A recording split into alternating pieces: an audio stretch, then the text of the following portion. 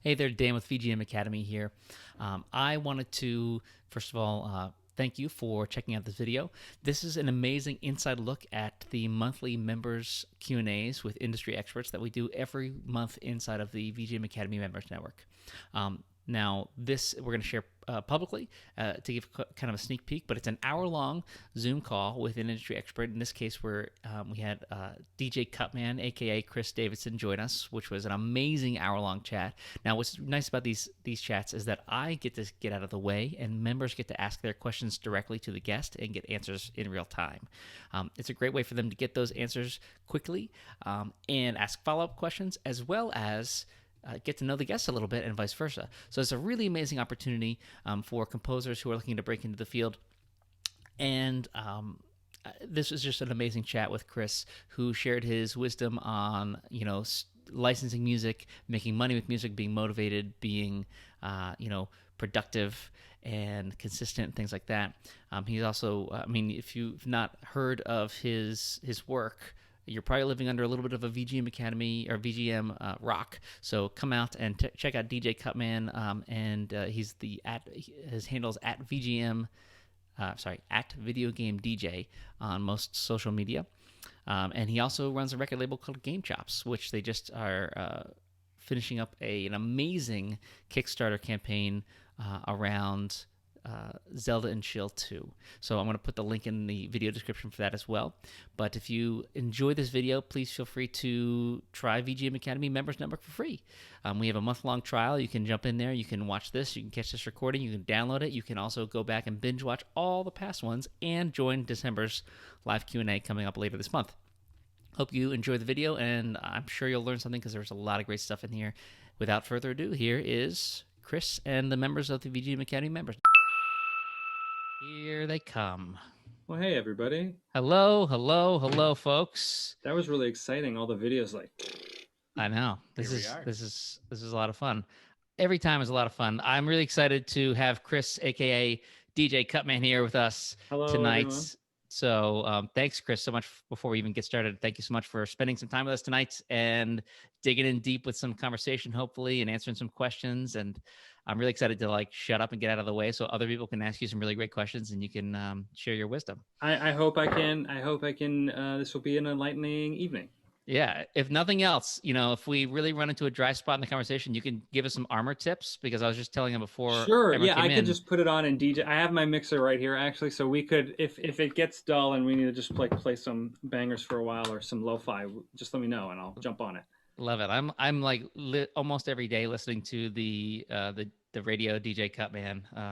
Radio CUTMAN, yeah. Radio CUTMAN, yeah, on YouTube. Dude, that station has been totally dwarfed by Video Game Study Lounge on the GameChops channel. But Radio CUTMAN was my very first stream that I set up, and it's there's some gold, there's some really formative beats in that stream. So yeah. Thanks for listening. I found the Music Lounge first, but then I kept getting distracted by the chat, which is hilarious. Yeah, dude, the chat is wild, and they're good kids too. I think they're almost all they're all grade school kids, and they're doing their homework, and they're being good, and they're mostly being friendly to each other. And I also needed 20 mods to keep it that way. So yeah, but yeah, fun time. So let's get to the questions. Is there anyone out there who's got a question, something I can help with? Yeah.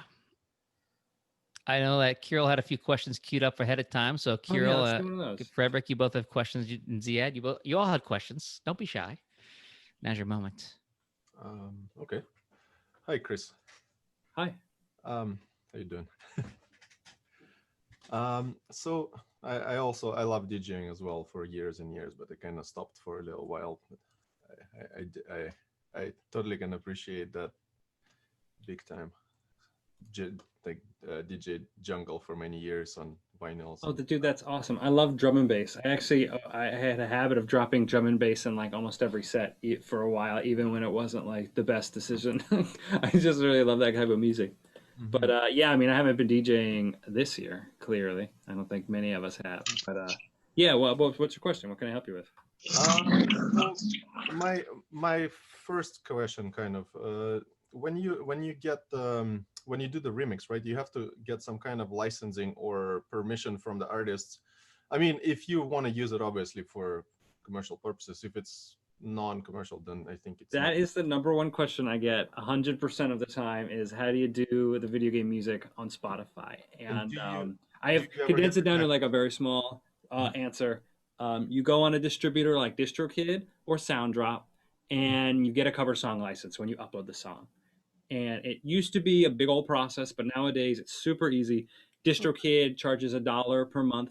SoundDrop takes a percentage of the royalties that come in to cover the fee of filing for the cover song. And then every month when royalties and stuff come in, it automatically gets sent to like the rights holder. So say, for example, I was going to do a cover of Michael Jackson, do a cover of Thriller. That would be a project. Just thinking about that. I produce it and I can go on DistroKid and I can upload it and I can type in Thriller and I can upload my master. If it's all originally created. And there's just a little checkbox that say, this is a cover song. And I'll put the original songwriter, Michael Jackson, the name of the song, Thriller. And then when I upload the song, before it goes out to like Spotify and iTunes and everywhere, they will get the cover song, what's called a mechanical license, which allows me to use the composition of the song and then manage it and like maintain it for the lifetime of the song. So like the GameChops catalog, all those video game songs you hear on Spotify, or iTunes or Apple Music. Sorry, I'm just such a Spotify junkie. It's open right now in my dock. But on any music platform is licensed, and automatically whoever it is who's running the show, DistroKid or SoundDrop, every month they are paying more licenses to the right holders, whether it's Michael Jackson or Koji Kondo or whoever. And then what's left over, they're giving out to the artists. So that's the basic thing. That was a long answer, but it's basically use SoundDrop or DistroKid and get a cover song license. Right. Too long version, yeah. Okay, because I thought you're still going through pain of like finding an artist who is like not necessarily even producing anymore, for example, but because of the copyrights, it's like, and you can't do anything. So there is some ground rules that help.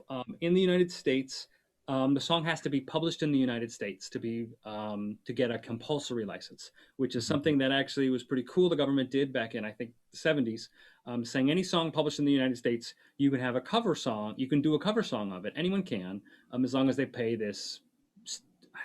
There's a word for it. This rate. It's got a fancy word, but I'm blanking on it. Okay. But you pay this rate, which is about 9 cents on the dollar, and you can cover any song that's ever been published in the United States. But so there's limitations to that too. Like for example, you wanted to remix. Man, it's gotten a lot better in the past few years. But when I started, for example, I did a Metroid album called Chozo Legacy. It was a 10-track mega Metroid album by the artist Blind, and really cool progressive house and dark deep house and cool. It's a really cool album. 4 of the tracks we tried to license, but they had never been published in a soundtrack form. And it was the only takedown that we've gotten in the GameChops history, because we tried to clear all the Metroid songs thinking there was, but we can only do the ones that had been published on a CD. Nowadays, Nintendo has put out a lot of collector's edition soundtrack. Smash Brothers, there is a Metroid one now. And so it's really, really easy to find like almost any video game song you can think of that has a CD release in the United States, and you're able to clear it. So nowadays it's really, really easy. But back in, I think, 2013, when they did the album, the Metroid game for 3DS hadn't come out, and the soundtrack had not either. So a couple of the more obscure tracks, like the one in that really deep level where there's like the fire water, I forget the name of it. But we did a remix of that was not published on the soundtrack, and therefore we could not get the rights to it. But yeah, sorry, this was such a long answer, and I've never really been able to bottle it down. But basically, yes, there's a great website called Video Game Database, VGMDB, and .net. And if you don't know this site here, I wish I was a Zoom Pro and I could show you guys my screen, but it's VGMDB.net. I'll put it in the chat. And that is an incredible site that has basically every game soundtrack that's ever been out. And it is a wonderful reference to see what has been published and what's available for a compulsory license from DistroKid, SoundDrop, or another way to get licenses, which is the old school way. Hey, there it is. Yes. So that's the site, VGMDB. If you're looking to clear cover songs, this is the site where you search to see if the song, either the source of the song or the original soundtrack has been released. And if you find it on this site and it looks like it's a real CD that's been published and like put it out someplace, you can go to DistroKid or SoundDrop and almost certainly get a license. Or there's another one. If you want to like, say you want to do vinyl, like GameChops is doing some vinyl right now. And to do that, we need to get our licenses up front.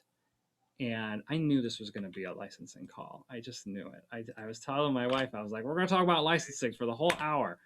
But you guys care about this stuff, right? So it's good info. It's hard-learned info. So easysonglicensing.com is an awesome team of 10 people who can clear these compulsory or mechanical licenses for whatever you're doing. So separate from DistroKid and SoundDrop. So when we produce our like Zelda and Ssl 2 finals, which we are currently crowdfunding on Bandcamp, I will also drop a link in the chat.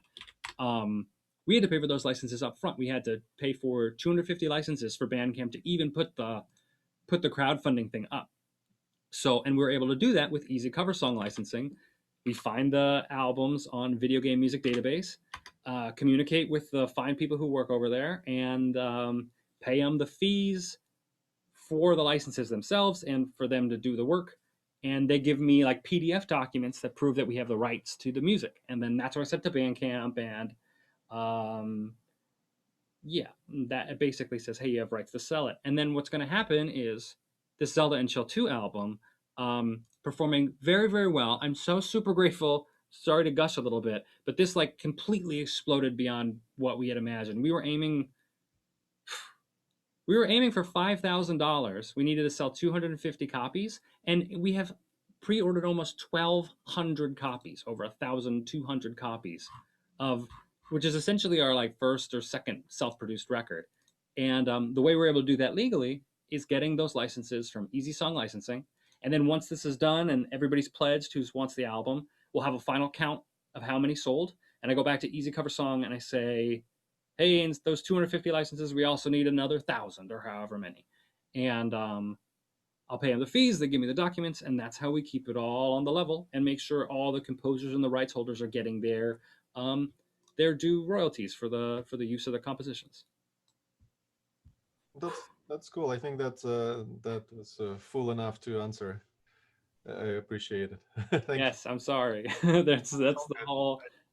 Dude. I've had so many panels at cons that the first 20 minutes was exactly that, and I just like I don't know how to boil it down. I want you guys to have all the info.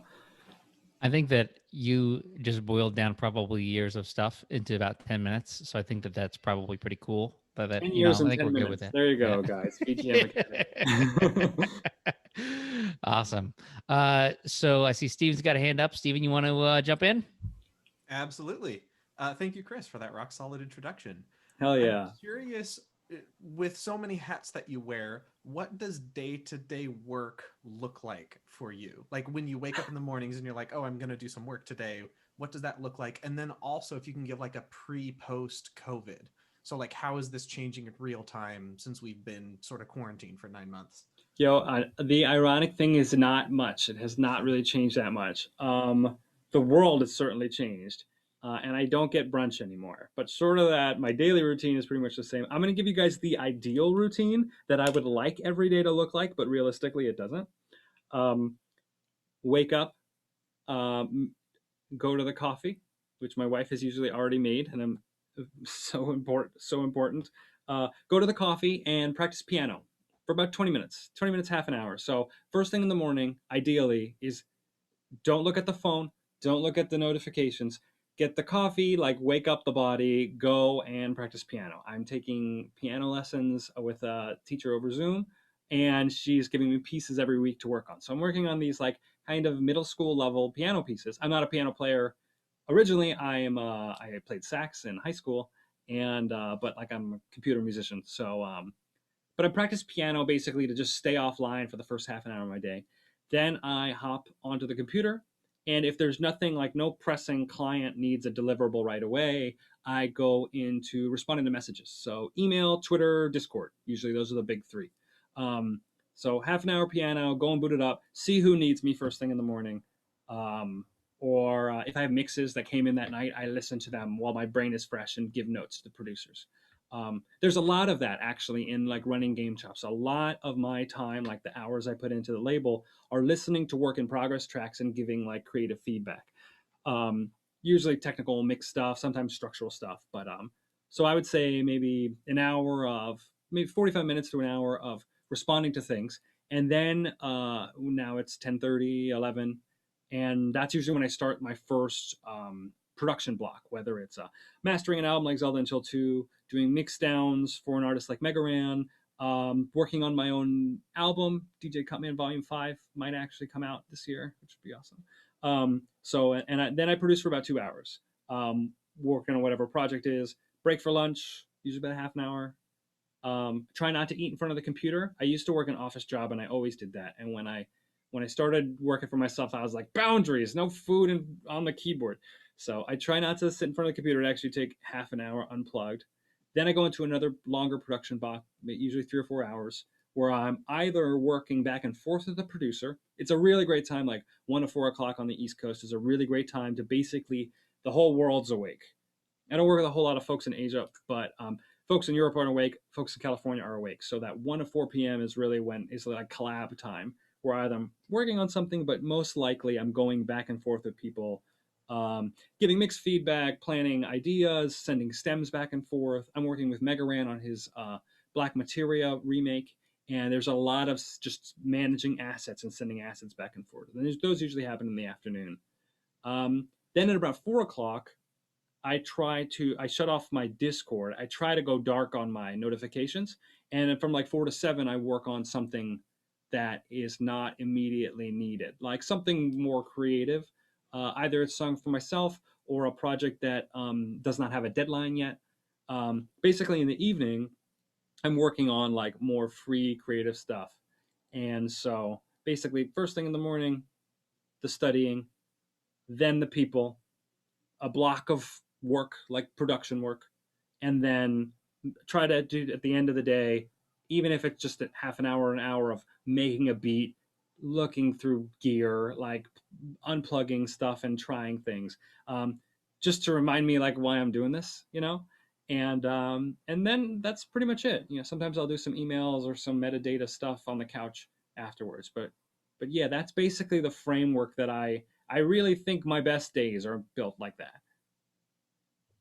I was going to say, you started that off by saying ideally. Is there a realistically that sort of? Oh my God, yes. Are you kidding? Like, dude, the week before Zelda and Chill 2 came out was the most stressful week in my life because the licenses for some reason got delayed like 5 weeks. And usually it takes like a week, maybe 2. Oh no, like 10 days or 20 days. That's like kind of crazy. But we've been waiting for almost over a month.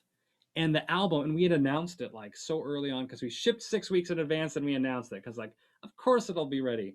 But like Wednesday of the album release, where we've posted all these trailers and everybody's hype, chopping at the bit. Michael, the producer, like hadn't produced anything in almost an entire year. So his whole career is riding on this album. And the dot on DistroKid is still yellow.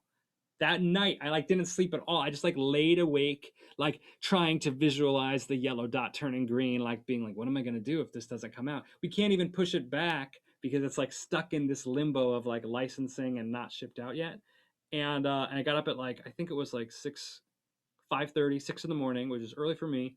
And that's usually when the cat gets me up actually. So Tango woke me up, got up, feed Tango. I can't get back into bed because I've just been like lying awake, like stressed out about the cover song licenses. And so I go to the computer and I break my routine and I go into the studio and I open up the laptop and turn it on and reload DistroKid and it's green.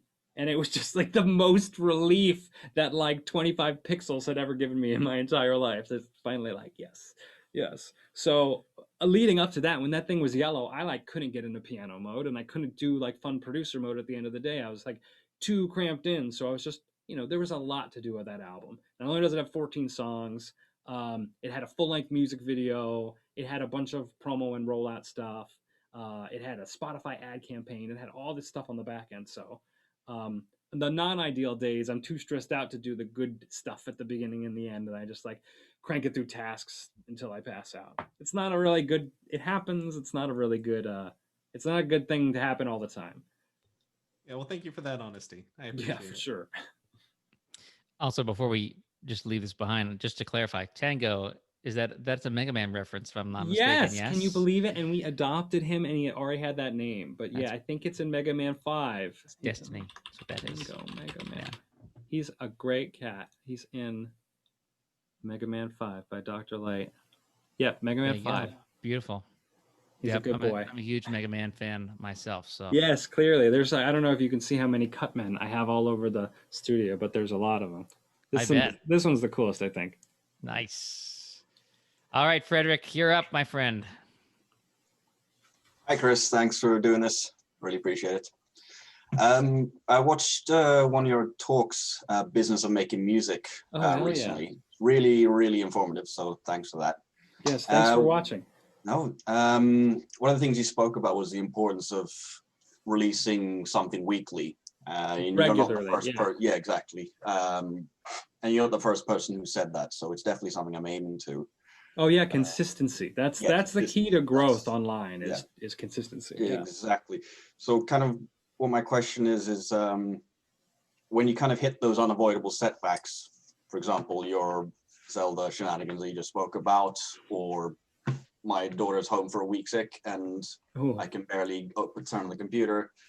When I've hit those things, I sort of tend to obviously fall off the grid and kind of go dark online. And that's fair. Yeah, and just wondering, just like advice you have on just trying to sort of keep ahead and making sure you always have something that you can consistently release, or at least keep your online presence online for when those setbacks hit. You know, recently, this year in particular, I have become a lot less, I care a lot less about social media liveliness. And I care a lot more about the frequency and quality of the musical output. I think Spotify, in a way, has kind of saved us from having like the Twitter and Instagram grind, because you don't have to have a lit Twitter or Instagram to have your music do really, really well on Spotify. If you're releasing consistently and you're framing up your music in a way that is easy for people to listen to and that people want to listen to. I would say the best policy is to try to make a small step in the right direction every day, even if it's like going on Splice for 5 minutes and finding a new kick loop, or like, cleaning your keyboard or something like that. Like, I actually find a lot of value in that mundane shit when it's really stressful. Like, even doing the dishes. I saw an adorable little depression comic on my Instagram feed of like, I didn't do anything today, but I did do the dishes and it's better than yesterday. Or it was very cute, you gotta believe me. But it's a really good message, because if you can just do a tiny little step, then you're ahead. You're ahead. And sometimes, you got to grind for 14 hours a day for 2 weeks, like Zelda and Chill 2. But if you're just thinking about long-term, your career, you're not think about the big picture, you as an artist or as a musician or a producer, wherever you see yourself, as long as you're making moves in the right direction every day, you'll outpace the people around you that aren't doing that. And it's about momentum. Like, if you look at what GameChops and DJ CUTMAN together have going for them right now, it's like numerically, statistically, it's completely insane to me. Like, it's totally bonkers. Like, GameChops is almost 1 million individual people last month on Spotify, and that like blows my freaking mind. I don't know 1 million people. I don't even know if I have a dozen friends. But that's a testament to the fact that I just have been doing this shit for long enough, and I just try to do it every single day. I guess 10 years, and I would say of this 10 years, I maybe have taken 20 days off entirely, like deliberately. And sometimes you don't get anything done, but if you have this like internal, I don't know about you guys, but I definitely have this internal need to feel productive and do something, that taking the moment of when you have the headspace to think about what is it I'm really trying to do, which piece am I trying to move on the board, what is really important to me. For me right now, learning how to play piano. Like, I'm learning how to read a sheet, because I don't know how to do that stuff, and the people I know who do, it just looks like the coolest thing in the world to me. So I'm doing everything in my power to sit down at the piano for 20 minutes first thing in the morning And if I do that, then hooray. And if I spend the entire day trying to make a beat and nothing is good, that's fine. If I found that one thing I was able to pull off, 20 minutes in the piano or whatever it is, the day's not a waste, you know? So you got your daughter home sick, or the world's on fire and everything's crazy, or, you know, the internet goes out, the worst case of them all, you know?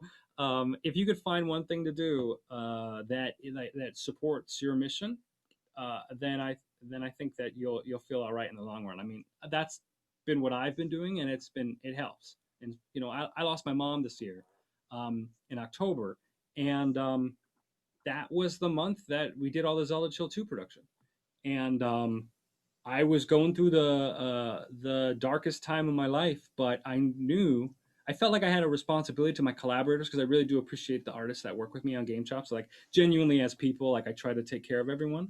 So I knew I had obligations to other people, but then I also knew that that's the work that really matters to me. Like mastering video game lo-fi beats. Like, I would do that for the rest of my life. It's just, I just love it. I just love it. So having work that I really appreciate, and knowing that every day I gotta just be doing something, even if just listening to a mix one more time, just put it in my headphones and listen to it 5 times while I'm going to get the groceries or something. You're ready for when you get the opportunity, when you get the time, when something opens up and all of a sudden you're like, holy shit, I have the whole weekend with nothing to do. If you've been taking little steps every day, all those little steps you don't have to do when you finally get a big stretch of time. Because you get a day and you think, oh yeah, I'm going to do everything. But if you decide, I'm going to plug in my new synth first, I promise you, nothing else is getting done that day. You know? But if you plugged in the synth on Monday, and you got the power adapter on Tuesday, and you clean the keyboard on Wednesday, then when Friday rolls it down, all that stuff's in order, and you can just like jam all day. So that's why any way you can build it into your daily routine, taking care of your musicianship, and the world surrounding it, I think that it's really worthwhile, because like that's how this room got built. It wasn't like planned. It was like every little chance I had, I tweaked something or something, and now it's the perfect space for me. Oh, that's great. That's really, really helpful. Thanks. I also just kind of wanted to follow up. One of the other things you spoke about was sort of the importance of scheduling the releases. I think you were saying like making sure something on Spotify comes on the Friday release radar and stuff. Oh yeah, I'll give you guys the game plan. I've been trying to do this, but every time I tweet about Spotify, somebody gets mad, so I can't deliver this information on Twitter. But oh, thank you for the nice chat messages, folks. What a good community we have here. What was the question? Sorry, I saw the chat and it made me happy. And scheduling releases on Spotify and other. Yes. As well. All right, gloves are coming off. So Spotify updates its algorithmic playlists on Sunday. Sunday is the day your music has to like be visible on Spotify for artists for it to show up the following Friday on your on release radar. Now, if you don't know what release radar is, it is the easiest playlist to get on Spotify. It's algorithmically generated by anyone who has hit the follow button on your Spotify profile. And you could even like make your own Spotify account if you haven't followed your artist yet. Follow your own artist, and then on Friday, release radar will come out. And even if you don't use Spotify at all, your artist's track will appear, and then it'll just cram a bunch of stuff it thinks you might like. So getting people to follow you on Spotify, and then being aware that, all right, the music has to arrive on Sunday to show up the next Friday is key. Because once you understand that, you can decide, you know, I want to put out a song every week. All right, you have to like ship on Friday so it arrives on Sunday, and the next Friday people get it. If you do ASAP releases, which DistroKid kind of pushes you to if you have the cheapest account, I recommend getting the second tier account, the $40 one, over the cheapest DistroKid. Sorry, we don't need to talk about DistroKid plans. But the idea is you send the music to platforms with a release date in the future. So the platforms can ingest it and then send it out to people automatically. So you're not counting on Instagram or Twitter to get a bunch of people to click to your Spotify page. Spotify is organically doing it because it's got the songs, it's received them, a week in advance, and it knows everyone who hit that follow button. So like platforms like Facebook, YouTube, where you don't see everyone who you've liked, or you don't see everybody you've subscribed to, Spotify still works in the way where if somebody hits that follow button, they know they want to send you everything. And they have to unfollow you or like really dislike a bunch of releases in a row for that to stop happening. So yeah, you want to get your releases basically out a week in advance with the awareness that the algorithmic traffic on Spotify is going to come in on a Friday. And if you say you have an album's worth of material, 10 songs, or say 12 songs, you can release them every single week. Every Friday, have another one came out. And as long as Spotify has it in hand the Sunday prior, you can count on some amount of automatic algorithmic plays. And, if you're just starting out or you haven't been cultivating an audience on Spotify, that could be like 10 plays. It could be like 2 plays. If it's just you and your mom, following you on your phone. But the idea is, even if just you are listening to your own music, you're giving Spotify data about who likes your music. And it's going to look at your listening habits and compare them to other people. And over time, it's going to start recommending music that you made. And I'm 10 years deep, and we've got 1 million people on GameChops. There's a lot of things going into that. Don't say that. I'm not trying to suggest that every brand is going to grow that big. There's a lot of people who contribute. But the principle is the same. Regularly releasing stuff and getting it to platforms about a week early. And then paying attention to what gets plays and what gets saves and what people like. And then, this is the hard part, deciding to make music that's going to cater to those people or deciding to try something else.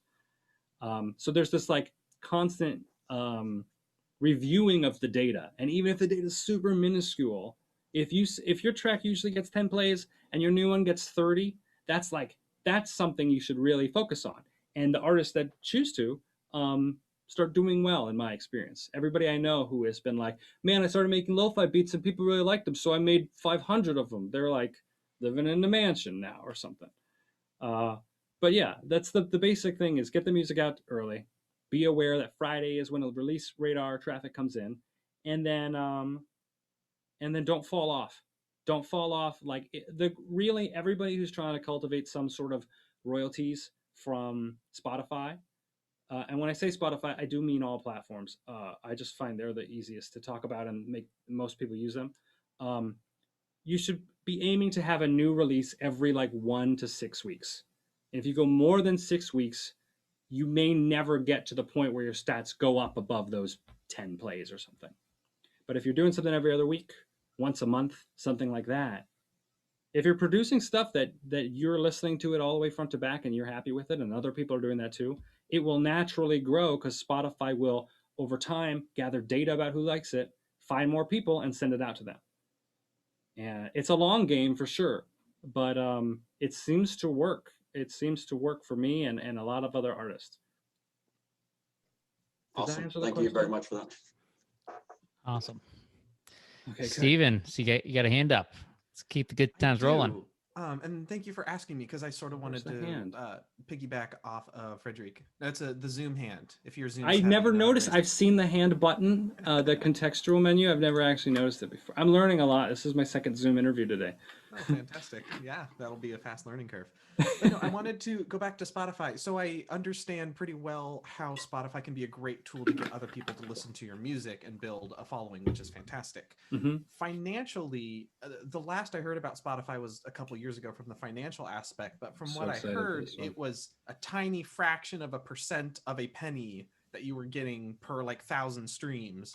So I thought that even the most popular people were getting, chicken feed from. I am so happy to have the opportunity, ladies and gentlemen, to debunk this ridiculous myth that Spotify doesn't pay, because Spotify pays 4 times more than YouTube.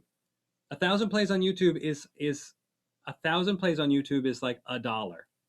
All right, 1,000 plays on Spotify is like almost $4. Like 1,000 plays is not a lot of plays. Like you could do that yourself, except for that's against the terms of service. I said that in my panel, and then somebody was like, you shouldn't do that. It's against the terms of service. So I'm not suggesting you loop your own music. I've been told that Spotify identifies if you loop your own music and does not pay you for those plays. So don't loop your own music. But the idea of getting 1,000 plays is not so crazy. Like YouTube, it's there's a lot of people on there, but Spotify's algorithm is still really favorable to good content. On YouTube, I'm not trying to rag on YouTube, but not all kinds of artwork on that website. Animation, famously a few years ago, a lot of animators left because the amount they were making per video was just not enough to cover the art of animation. And a lot of music channels, including mine, struggle very hard to get, despite having tons of subs, getting a lot of views on music because the platform some people get it, some people don't. GameChops had a nice run a few years ago, but our Zelda and Chill videos do great. But like I upload a lot of videos to that channel and they like barely make $10. Like really, like I'll spend 2 hours rendering something and it will make like $2 a year. And even that's being generous. But on Spotify, yeah, it's like a premium, an account from a United States premium account, like somebody who pays the $9 a month or whatever, is about $4 per 1,000, which is really freaking sweet. Like, yeah, you're not going to be, it's not the same as someone buying an album on Bandcamp where somebody listens to 2 songs and then you get $10. But the idea is, or my model is based on, regularly releasing and allowing the platform to promote your music. So you're not spending hours and hours grinding. Like, I played shows for many, many years and toured all around North America. And that is a grind for your money. Like I've played shows where I got paid $12 for 3 hours. And like, it's not enough for me to like go to the Burger King, and get a taxi home. So there's a lot of ways to like grind and not make any money. And Spotify will be one of those at the start. But if you stumble onto something and you find listeners, and that's really the key. If you can find listeners for your music, either you organically find them by making music that people really like, or you figure out some way of music you enjoy that there's already a built-in audience, then over time of regularly releasing, the platform will promote. You don't have to spend all this time grinding, selling merch or whatever. If you're able to support yourself some other way, and then a year down the road, you could have a real foundation of a career that, in my experience, like a lot of the stats kind of go like this. Boom, there's a big spike and then they decay, but they never get like down to the bottom. It starts at the bottom. Maybe like a new GameChops song might get 5,000 plays on Friday. So a huge spike. And then over the weekend, it always dips. And then Monday comes around, it comes back up because a lot of people listen during work. And then it tails down for a month. And then at the end of the month, there's like something that I've been calling the floor, which is a certain amount of plays that song will get per day based on, who's liked it, who's listening to it in their library, or the random Spotify radio that's promoting it. And once you figure out what that floor is, say, I just was looking at a DJ CUTMAN song earlier today where the floor was 70 plays. I think it was my song Coral Reef, which underrated song I think is I really am happy with that one. But so Coral Reef gets 70 plays a day. That's not a lot of plays, but we can do the math and say, how long does it take to get to 1,000 plays and make those $4? Or we need 250 plays to make $1. So what's that? 5 days, about. So like once a week, that song's making me $1. That doesn't sound like a lot when someone's mad on Twitter about it, but think about that. That's $365 a year. Or nope, that's $50 a year, 52 weeks a year. And $50 a year is not a lot, but then, what if you have 10 of them? It's $500 a year, and then all of a sudden you see, if you release a song every other week, that's 26 new songs every year. If they're all making $1 a week, there's now you're making $26 a week. And you're doing it with this idea of like all these songs having a floor. You're doing it for the long haul. So like, yeah, slowly, if you stopped releasing music, those floors would probably come down to zero. But as long as you continue putting data into the algorithm, Spotify can find more listeners to you, and that you've put out music that you think is good and people are listening to.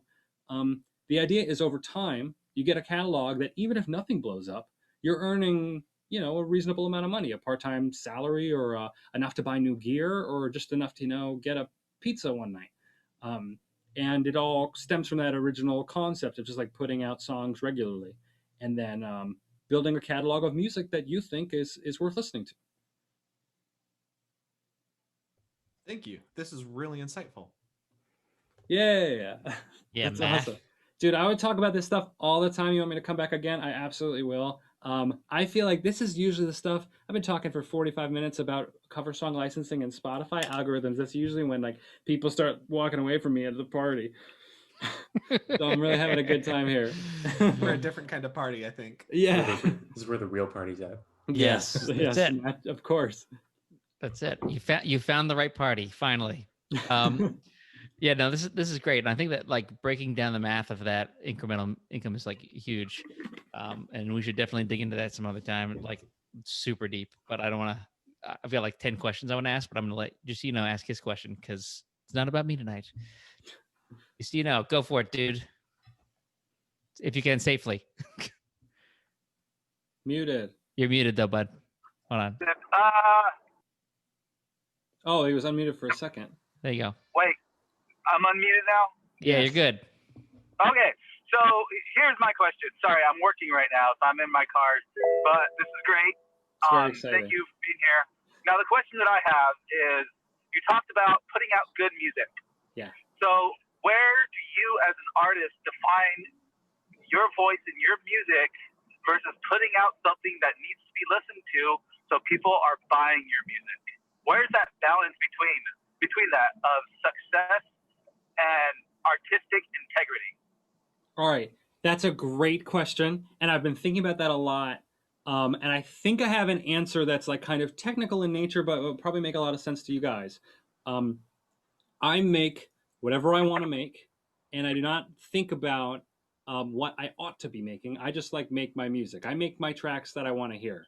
And I make the decision about it being marketable or however you want to say, the professionalism. That is almost entirely in the arrangement of the song. I'll say that again, like I make whatever I want musically. And then once that's done and I've made my art, I cut it.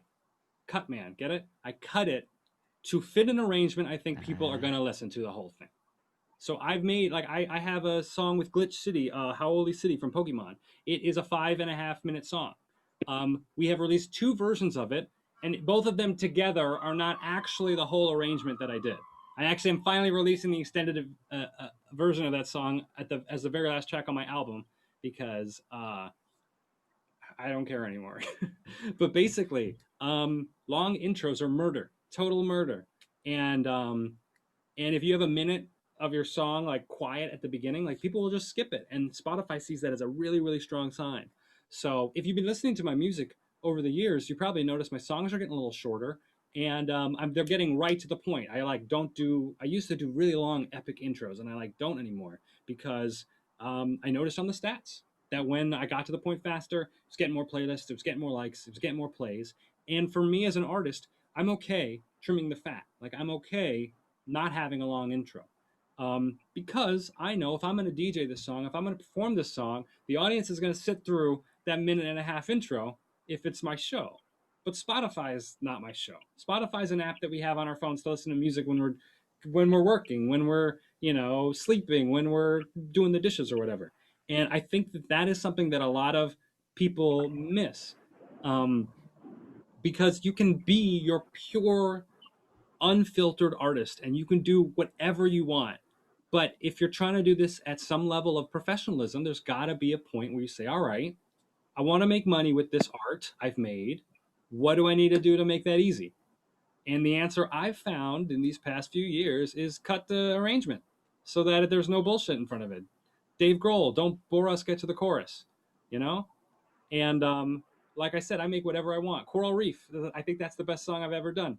It's getting 70 plays a day, and not a hit. But I'm happy because I put out a song I like, and I arranged it in such a way that it's still getting 70 plays a day, and I'm happy with that. And so I'll move on to the next one. So yeah, that's my thoughts on that. That's great. Appreciate that answer. That's always something that I find as an artist. Like, people really like this track.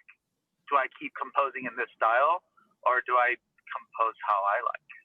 I think you compose how you like. That's what my vote is. You compose how you like, but you look at that song and you take whatever you can. You ask yourself, why do people like this song? I bet it's got a good arrangement. I bet I don't even know your artist name or your track, but I bet if you have one song that's doing better, it is probably a song that gets to the point right away, if it's on Spotify anyway. But yeah, I would take a look at that song and see what you can glean from it. But then I don't make compromises. I don't know any artist, actually, frankly, that makes shit they don't like to appease people. Like, I've been hearing about bands selling out, since I was in middle school, but like I just never met anyone who actually has done that. So Yeah, I just maybe there are people out there, but for me, I make whatever I want, and then when it's done, I feel like I've creatively expressed myself, and then it gets on the chopping block, and I try to get some pizza money out of it. I want to make a connection actually, because I think that, and I've talked and thought about this with a lot of different people as well, and I think there's a really interesting connection is between your point about consistency and like basically just prolifically creating and doing what you like and what you're passionate about. Because if you can't be prolific and keep creating shit that you don't like, you're just gonna it's just not gonna work. You'll just burn out. You won't be consistent. You'll find reasons not to. I mean, yeah, absolutely. I say if you have a song that, I mean, dude, for like years and years and years, the top DJ CUTMAN song was Boat Dog. Do you guys know that song? Boat Dog? It's a remix of Markiplier saying Boat Dog, and I just like put a bunch of splice loops. I had the flu when I made this beat, and I was like, I'm so sick, I'm gonna make a beat that's so sick. And then I made this beat in like 3 hours with like a head cold medicine in me, and I uploaded it to Spotify like as a troll. And like up until 6 months ago, you say, hey Alexa, play DJ CUTMAN, it would play Boat Dog full volume, like clipping splice loops. And but the song, like, I mean, the song did really well, and people clearly like it. But yeah, I mean, it happens. It happens that you make something, and people love it, and you don't. And frankly, I'll tell you something. At least in my experience, the stuff that is my absolute favorite, like Coral Reef, is not the hits. It's not what people remember. It's not what people tell me about. It's not what gets a lot of plays. But I got to make it, so I'm feeling good about myself. And I have some songs that are silly, that are fun, that are irreverent, that bring in more money, and that's part of the gig. You're not everything's going to be the winner, but if you are enjoying the process and if you're happy with the music, then put it out and just keep on rolling. That's what I've been doing anyway. Awesome. Kirill's got the hand up. Hit it. Sorry, I was waiting if anybody else will raise the hand, so I didn't see any, so I raised it. Not trying to be an ass. Anyways, my question is, sorry, beep, right? It was supposed to be a peep. You're good. Don't worry about it. So my question is, since you're producing tracks as well, right? I don't know what software you use, like Logic or Cubase. I use Ableton to produce, and I use Pro Tools to master. Okay. So my question is, do you have any specific master chain? So, for example, your master chain of the plugins. And the second question, it's like part of the same question. Do you use the mastering meters like LUFS, like the Julian meter, for example, just because for different platform you need different LUF loudness units? Yeah, so my general takeaway on loudness is it doesn't matter anymore about making your music competitively loud. You should just make sure your limiter is doing some work, and I range between 8 at the loudest side and 14 LUFs for loudness. Really, like if you hit 12 LUFs, like it's great. So platforms like Spotify and YouTube are normalizing now, so you don't even really have to like worry about getting your tracks really loud. It doesn't look like I can share my screen. I literally have Pro Tools mastering session open right now. You can totally share your screen. What do I have to do to do it? Mute my stop video. There's a green arrow that says share screen. What happens when you push it? Where is that? Oh, the big green button at the bottom. Okay. The one that's yep, multiple. That's the one. All right, let me try. Okay. Oh. You got this. And then if you got audio, make sure. Hold on before you. Oh, you started too late. Hopefully you saw there's an audio check. There's a checkbox at the bottom when you like are selecting which screen you're going to share your computer audio. So if you didn't check that box, we won't be able to hear anything. You're not going to be able to hear things anyway because it's running through an interface and Zoom isn't going to have access to it. But I can show you the chain. How about that? You could hear me still and see me and yes, we can. I can play the music for you when I have access to the audio devices. But let me show you. I'm doing this wonderful Christmas video game album with T. Lopes, where he has taken public domain Christmas songs and mashed them up with the melodies from video games. This one is called Carol of the Lost Woods, and I'll play it. You'll hear it through my mic probably, but I'll just quickly go through the plugins and explain what's going on. The first thing I have here is a subtractive EQ, just getting rid of any kind of stuff we didn't want. Since this was lo-fi, I just rolled off 18K and above. Then I have my favorite SSL compressor. bus compression, just sort of gluing the whole track together. I really love the sound of this thing. It's been on DJ CUTMAN beats since the beginning, and I still use it all the time. Slow attack, fast release, and a 2-to-1 ratio. Next up, Fabfilter Pro Multiband, more sort of shaping of the track. It's a multiband compressor. It's not that exciting, but it's nice and it does the job.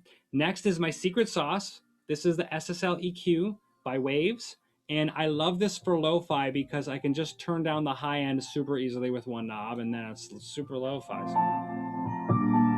Well, that actually sounds good. That's why I like this EQ, is because you can get kind of meaty with it, and it really has a nice sound. Then for harmonics, I'm putting the Abbey Road vinyl plugin on it, which I've just started doing with lo-fi. I don't use the crackle because the producers often put this stuff in. It's got a little bit of noise. It sounds like a lacquer on the Abbey Road turntable, which is just like really nice. I turned off the wow stuff because it's gross, but it just basically kind of makes the track even more like glued together.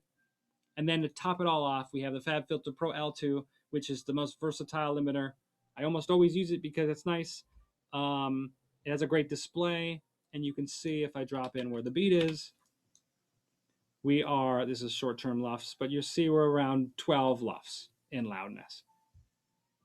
So this is a very simple master chain. One more time. It's subtractive EQ, bus compression, multiband, color EQ, I like to call it, harmonics, and then master limiter. So it's not really, and you could do a portion of this chain with like not all these things. Like multiband sometimes isn't even needed. Same with bus compression if you're doing something in your mix. You certainly don't need this thing, but I've just been liking it lately because I think it gives me the kicks sound really like juicy. I don't know if that makes sense, but I like this. It gives me the juicy kicks I need. And then you do need a good limiter. So if you bought one plugin in your whole damn life, it should probably be this, because putting Pro L on the top, making sure you have a nice clean render, it's going to sound better on Spotify. And one nice thing that I like to give all producers is set your output to -1. If you've been doing this for a long time, you might think that -0.1 is what I mean, or -0.3, which are like -0.3 was like early 2000s, -0.1 was like 2010s. But nowadays, with the music getting so compressed everywhere, and not like compressed sounding, but like you send out your master from DistroKid, that goes to Spotify, which gets encoded into a high encoded stream for premium people and a low one for other users. You put it on YouTube and it gets converted into like every single bit rate has a different audio sample. You upload it to Twitter or Instagram and it gets completely destroyed every single time, every song I do. But by putting your output at -1, you basically just you're building in room for the platforms to ruin your song without actually ruining your song. If you had your output at 0.0, you may have noticed, oh, it sounds great in my DAW, and then I upload it to SoundCloud and it sounds like trash. And that's all you need to do is bring down your total output level.